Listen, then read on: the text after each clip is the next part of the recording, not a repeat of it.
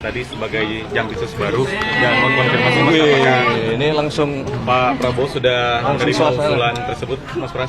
Baik, secara resmi dapat kami laporkan bahwa sekarang tanggal berapa ini?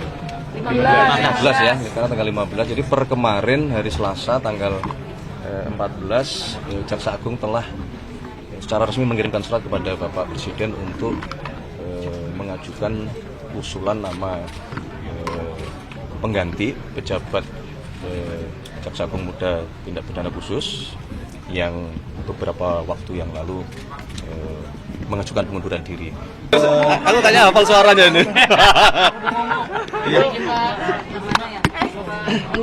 Dari 8 hari ke depan Mas Adi, laporan apa saja yang akhirnya disepakati dan Gimana nggak dengar? soal rapat hari ini dulu, jadi hal-hal apa saja yang disampaikan dari Mensesnek ke Komisi 13 dan apa yang disepakati akhirnya? Baik, terima kasih teman-teman. Jadi hari ini kami memenuhi undangan dari Komisi 13, undangan rapat kerja dalam rangka laporan pertanggungjawaban keuangan pemerintah tahun anggaran 2025. Jadi sebagaimana biasa, memang prosesnya seperti itu setiap tahunnya. Yang intinya kami melaporkan seluruh penggunaan anggaran di Kementerian Sekretariat Negara yang sekarang membawai kurang lebih 17 satker, dan alhamdulillah tahun 2025 kami mendapatkan penilaian dari BPK wajar tanpa pengecualian, dan itu sudah berjalan selama 12 tahun berturut-turut, sehingga tadi kami juga dalam forum raker tersebut menyampaikan apresiasi, terima kasih dan penghormatan yang setinggi-tingginya juga kepada para menteri sekretaris negara yang sebelum periode kami yang menjaga tata kelola pengelolaan keuangan kita selalu mendapatkan wajar tanpa pengecualian selama 12 tahun berturut-turut. Kemudian juga kami melaporkan beberapa hal di luar laporan keuangan yang tentunya itu masih berkaitan dengan tanggung jawab tugas yang diemban di bawah Kementerian Sekretariat Negara. Salah satunya adalah mengenai pengelolaan aset negara, yaitu yang berada di bawah Badan Layanan Umum, BPK GBK dan BPK Kemayoran, yang sebagaimana saudara-saudara juga pasti mengikuti bulan yang lalu tanggal 18 Juni salah satunya adalah proses pemindahan pengelolaan kompleks Blok 15 Hotel Sultan, yang itu salah satu bagian dari kawasan pengelolaan GBK yang kami bertanggung jawab dan melaporkan kepada Komisi 13 beserta dengan rencana-rencana ke depan untuk kita. Semangatnya adalah mengoptimalkan pengelolaan aset yang dimiliki oleh negara sehingga pemasukan atau pendapatan kepada negara itu jauh lebih optimal lagi. Mas, eksekusi Hotel Sultannya udah selesai belum sih, Mas? Sekarang sedang proses untuk pengosongan, ya, karena memang kita menyepakati kurang lebih butuh waktu sekitar 1 bulan untuk pengosongan aset-asetnya. Targetnya diserahkan ke Danantara kapan, Mas? Kita sedang dalam proses, ya, sudah beberapa kali rapat dengan teman-teman Danantara, dalam hal ini Injurni ya, untuk kemudian ke depan supaya pengelolaan hotelnya bisa lebih optimal sebagaimana yang tahun lalu juga JCC itu sudah habis kontraknya, kemudian tidak kita perpanjang dan kita kelola sendiri, dan ternyata itu secara signifikan menambah PNBP kita. Kalau ini Kemayoran, Mas, asetnya apa sih, Mas, yang mau diambil negara? Bukan kok asetnya apa yang mau diambil negara, tidak ya. Jadi prosesnya adalah seluruh kawasan baik Kemayoran maupun GBK itu semenjak kami diberi amanah kurang lebih sekitar 1,5 tahun yang lalu, memang kami melakukan review terhadap seluruh kontraknya, karena memang jenisnya bermacam-macam. Jadi seperti biar lebih mudah ya, seperti kompleks GBK itu setidaknya terbagi menjadi 3 zona, yaitu peruntukan untuk pemerintahan, kantor-kantor pemerintahan termasuk gedung DPR MPR ini. Kemudian ada zona untuk olahraga, kegiatan-kegiatan olahraga, dan ada zona yang untuk komersil. Jadi masing-masing kondisinya berbeda-beda, sehingga itu kita review, kita melakukan audit dan mempelajari satu persatu per per kontrak. Ada yang sudah diberikan hak kelola tapi tidak ada kegiatan sama sekali, jenis yang seperti itu. Ada yang diberi hak kelola tapi kita merasa cukup kecil ini bagi hasil yang didapat oleh negara. Nah, itu yang sedang kami lakukan baik di kompleks GBK maupun kompleks Kemayoran. Mas Pras, bisa dikonfirmasi Mas untuk Jaksa Agung mengusulkan nama Pak Kun tadi sebagai Jampisus baru, dan mengkonfirmasi Mas apakah ini langsung Pak Prabowo sudah menerima usulan tersebut, Mas Pras? Baik, secara resmi dapat kami laporkan bahwa sekarang tanggal berapa ini? 15 ya, sekarang tanggal 15. Jadi per kemarin hari Selasa tanggal 14 Jaksa Agung telah secara resmi mengirimkan surat kepada Bapak Presiden untuk mengajukan usulan nama pengganti pejabat Jaksa Agung Muda Tindak Pidana Khusus yang beberapa waktu yang lalu mengajukan pengunduran diri, dan kami mohon waktu untuk memprosesnya karena memang ada mekanisme istilahnya adalah TPA ya. Jadi nanti ada tim penilai akhir yang memang selama ini mekanismenya demikian. Jadi karena suratnya baru masuk kemarin, kami mohon waktu, mungkin hari ini akan segera kita tindak lanjuti apa yang diusulkan oleh Jaksa Agung. Dan betul namanya Pak Kun tadi, dan betul namanya Pak Kun tadi, Pak. Kepala Badan Pemulihan Aset itu betul? Betul namanya Pak Kun tadi yang diusulkan Jaksa Agung? Ya kalau berdasarkan suratnya ya. Selain Pak Kun tadi ada kayak ke Jaksa Agung juga diusulkan juga ya Pak? Ada, tapi mohon maaf kami tidak hafal satu persatu baik nama maupun jabatannya. Tapi nanti pada waktunya kalau hasilnya sudah diputuskan pasti akan kami sampaikan kepada teman-teman media dan kepada masyarakat. Berarti kepresnya kapan Mas? Kepresnya? Ya nunggu tadi proses tadi. Ya, insya Allah nanti mungkin ini termasuk salah satu yang kita butuh percepatan dibanding dengan proses-proses yang lainnya kan gitu. Pekan ini bisa Mas? Pekan ini kepresnya bisa ditandatangani? Insya Allah. Mas mau ngomongin cepat selesai Mas. Dalam pemanggilan untuk pembahasan ekonomi Pak Lut dan yang lainnya? Bukan dipanggil ya, jadi kan memang secara rutin Bapak Presiden mendapatkan laporan dari berbagai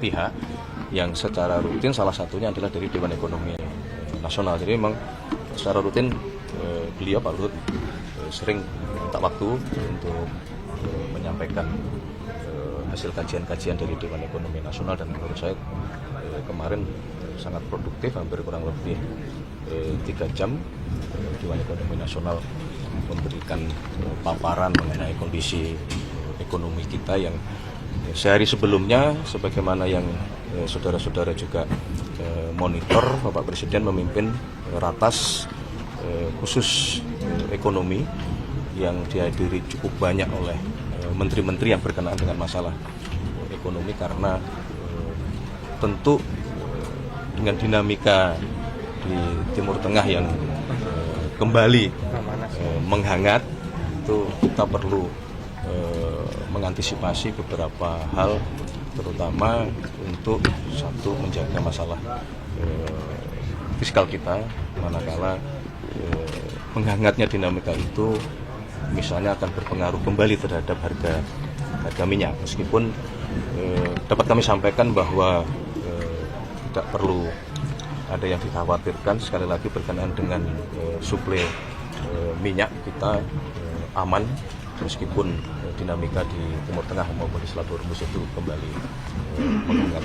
Termasuk efek dari nilai tukar kita yang kembali di level 18.000 terakhir 18.200-an, apakah itu juga ikut jadi atensi dari Presiden, dikhawatirkan akan berpengaruh ke hal-hal lainnya juga begitu Mas? Ya tentu, itu kan menjadi salah satu bagian ya ketika kita bicara ekonomi ini kan mulai dari makro sampai ke mikronya. Jadi kalau saudara perhatikan banyak menteri-menteri teknis yang itu pada tataran mikro bagaimana Bapak Presiden selain menerima atau meminta update dari seluruh program-program yang sedang dijalankan, tetapi juga beliau kemarin memberi penekanan untuk mempercepat.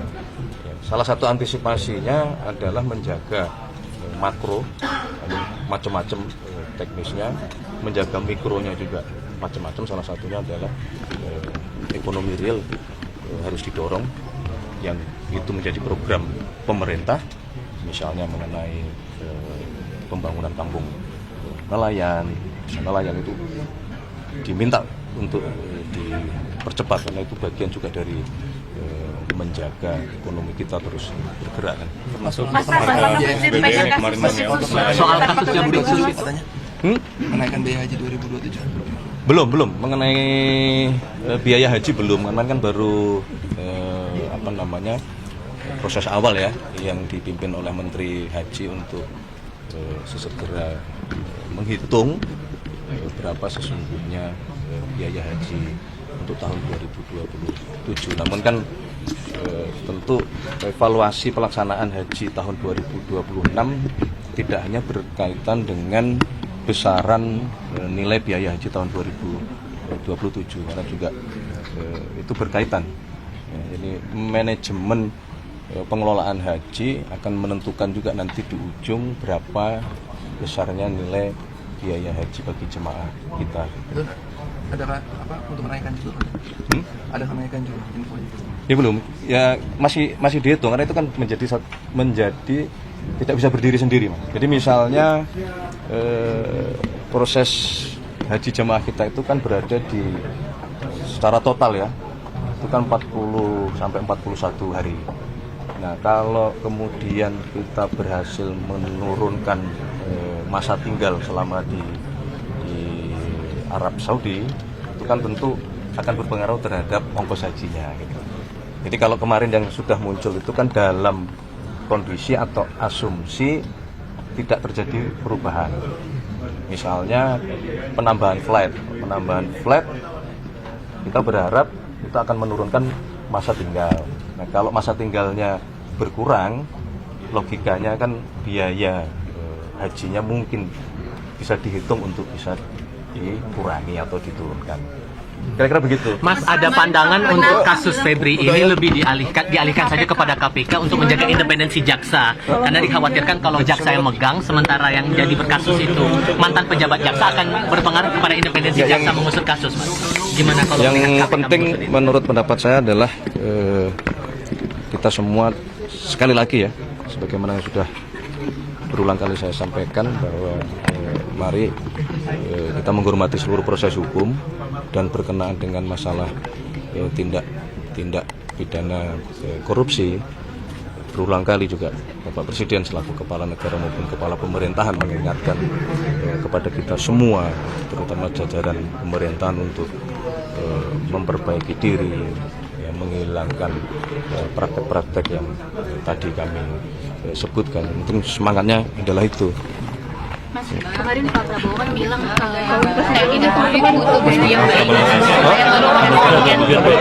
Itu sinyal ada kenaikan dari TNI dan Polri, Mas. Sesungguhnya kita ingin semuanya membaik ya, tidak hanya TNI maupun Polri kan. Tujuannya untuk apa? Tujuannya apa perlunya gitu untuk dinaikkan lagi gaji TNI dan Polri? Enggak kan, untuk menjalankan tugasnya ya tentu saja kita itu kan bagian dari bentuk apresiasi. Makanya kalau saudara perhatikan kan yang pertama dilakukan oleh Bapak Presiden kan para hakim dulu. Itulah oleh karena semua kan menyesuaikan dengan kemampuan fiskal kita kan begitu. Nah, makanya kita harus mendorong ekonomi. Yang disebut dengan mendorong ekonomi adalah berusaha keras. Ekonomi ini harus kita yang menguasai gitu. keuntungan sebanyak-banyaknya harus negara yang mendapatkan manfaatnya. Maka kita bentuk danantara, kemudian maka kita keluarkan aturan mengenai ekspor satu pintu. Itu adalah upaya untuk mengurangi apa yang selama ini praktek-praktek under invoicing, under reporting, tidak melaporkan sesuai dengan volume yang seharusnya, tidak melaporkan sesuai harga yang tidak seharusnya. Ada juga istilah transfer pricing, menjual ke perusahaannya sendiri di luar negeri. Nah, selisih-selisih inilah yang berpengaruh terhadap pemasukan kepada negara. Nah itu jadi ini kebijakan-kebijakan yang memang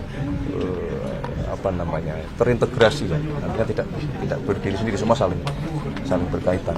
Mas, apa benar Pak Prabowo Oke, marah terima kasih ya. panggil Kapolri Mas Sabtu lalu malam Mas?